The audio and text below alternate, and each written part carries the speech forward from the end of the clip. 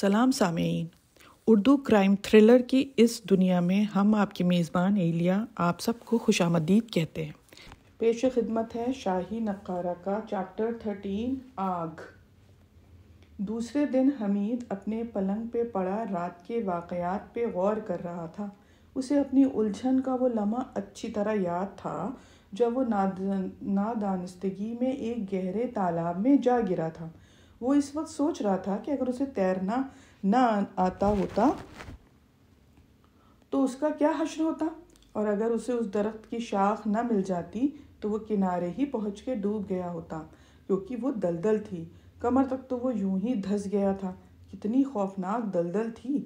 بہرحال اگر وہ ٹہنی اس کی ہاتھ میں نہ آ گئی ہوتی تو وہ تو پھر دنیا کبھی نہ دیکھ سکتا، اور نہ کہیں اس کا جنازہ اٹھتا، نہ کہیں مزار ہوتا، اور احباب بیچارے پلاؤ کے لیے منہ دیکھ کر رہ جاتے۔ فریدی نہ جانے کہاں غائب ہو گیا تھا۔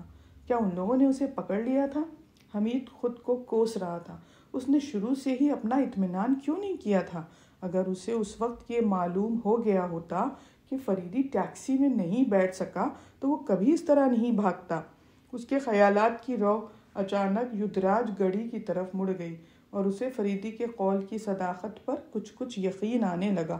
اس پراسرار کتبے کی جس محمل اشعار لکھے ہوئے تھے اہمیت ظاہر ہونے لگی تھی۔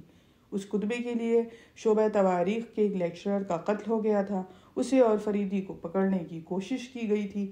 وہ سوچنے لگا، کیا حقیقتاً تخت اقرب جیسے کسی حیرت انگیز تخت کا وجود ہے؟ پھر اسے وہ محمل اشعار یاد آئے اور ساتھ ہی ہنسی بھی آ گئی۔ خصوصاً اس مصرے پر تو اس کا دماغ ہی چل نکلا اور اس نے اسی میں اور مصرے ایڈ کرنے شروع کر دیے۔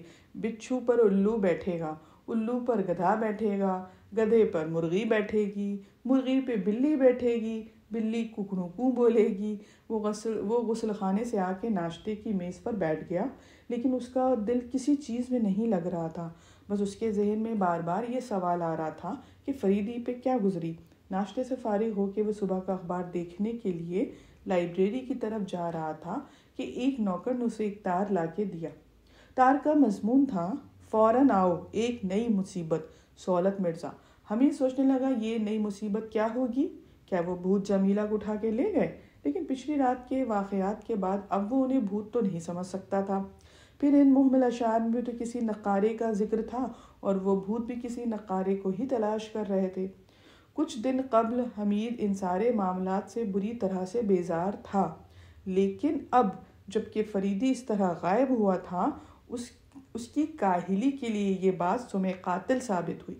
حمید کو یقین تھا کہ وہ یدراج نگر ہی کے واقعات کے سلسلے میں غائب ہوا ہے، لہٰذا اب وہ اس معاملے کو ٹال تو نہیں سکتا تھا۔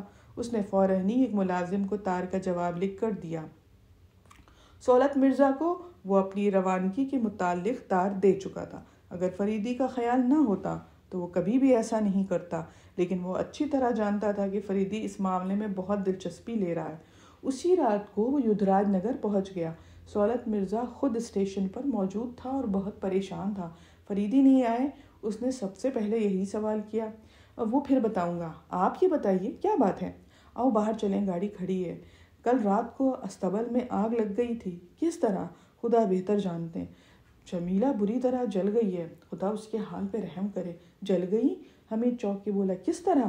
پچھلی رات کو اس پہ دورہ پڑا تھا اور وہ پراسرار آدمی بھی دکھائی دیے تھے۔ اوہو، وہ اس سے پہلے اس کی طرح استبل میں لے گئے اور تقریباً 1 گھنٹے کے بعد استبل میں آگ لگ گئی۔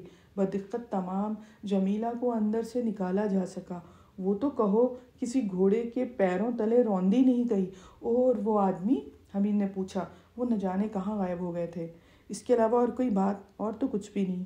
گھر پہنچ کے حمید نے جمیلہ کو دیکھا جو واقعی بری طرح جل گئی تھی۔ اس کا سارا جسم پٹیوں سے ڈھکا ہوا تھا۔ پورے گھر پر قبرستان کی سی خاموشی چھائی ہوئی تھی۔ کھانا کھانے کے بعد حمید سہولت کو ساتھ لے کر استبل کی طرف گیا، جو اب راکھ کا ڈھیر معلوم ہو رہا تھا۔ وہاں سے لوٹ کے وہ تمباکو نوشی کے کمرے میں آ بیٹھے۔ ڈاکٹر نے کیا بتایا ہے؟ حمید نے پوچھا۔ اس نے تو کافی اطمینان دلایا ہے، تو پھر یقیناً کوئی گھبرانے کی بات نہیں ہے۔ آپ کیوں پریشان ہیں؟ حمید نے کہا۔ ہاں، تم نے فریدی کے متعلق کچھ نہیں بتایا۔ اتنے میں نوکر کافی کی ٹرے لایا اور سہولت مرزا کافی دینے لگا اور اب وہ جواب طلب نظروں سے حمید کی طرف دیکھ رہا تھا۔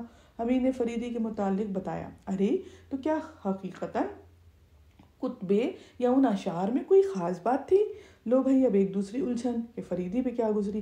خیر اسے تو چھوڑیے، مجھے تو اس کی ذرا برابر بھی فکر نہیں ہے، حمید نے کہا۔ ہم لوگ موت سے نہیں ڈرتے۔ میں آپ سے اس نقارے کے متعلق کچھ پوچھنا چاہتا ہوں۔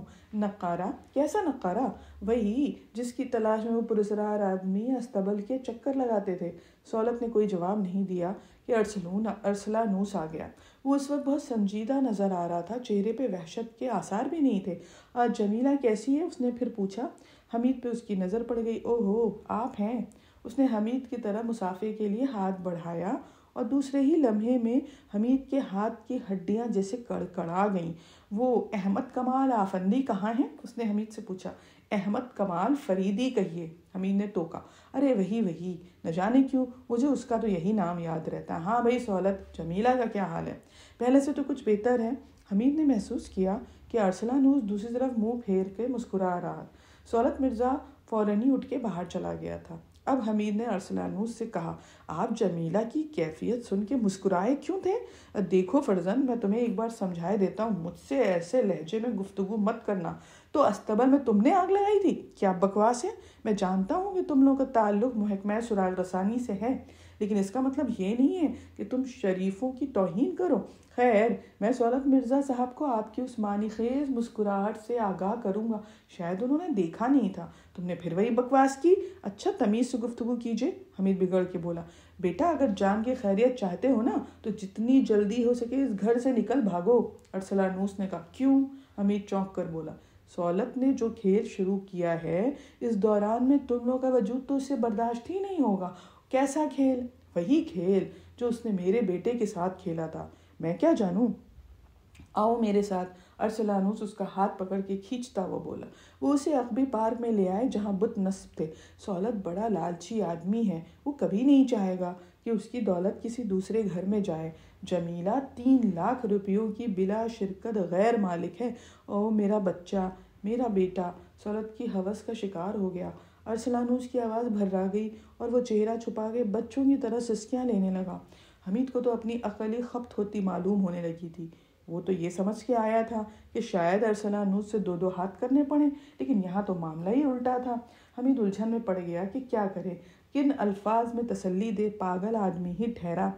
لوگ میرے دکھ سے واقف نہیں ہیں، ارسلانوس سسکیاں روک کر بولا۔ وہ مجھ سے نفرت کرتے ہیں، مجھے پاگل سمجھتے ہیں۔ وہ نہیں جانتے کہ میں خود اپنے لیے جہنم ہو گیا ہوں۔ سمجھ نہیں آتا کہ میں کیا کروں۔ فلسفہ چیز ہی ایسی ہے۔ فلسفہ، کاش فلسفے ہی نے میری زندگی پہ کچھ اثر ڈالا ہوتا۔ پھر کیا بات ہے؟ حمید اسے گھورتا ہوا بولا۔ کچھ نہیں، ارسلانوس نے کہا اور جانے کے لیے مڑ گیا۔ دفتن کہیں دور ایک ساتھ 3-4 فائر ہوئے اور وہ چلتے چلتے رک گئے۔ تھوڑے وقفے کے بعد پھر فائر ہوئے اور اس کے بعد تو ہوتے ہی رہے۔ اس دلچسپ داستان کا یہ سلسلہ، یہ پارٹ یہاں پر ختم ہوا۔ اگر آپ ابھی بھی ہمارے ساتھ یہاں تک بنے ہوئے ہیں تو بنا سبسکرائب کیے ہمارے چینل کو مت جائیے، لائک اور شیئر ضرور کیجیے۔ شکریہ۔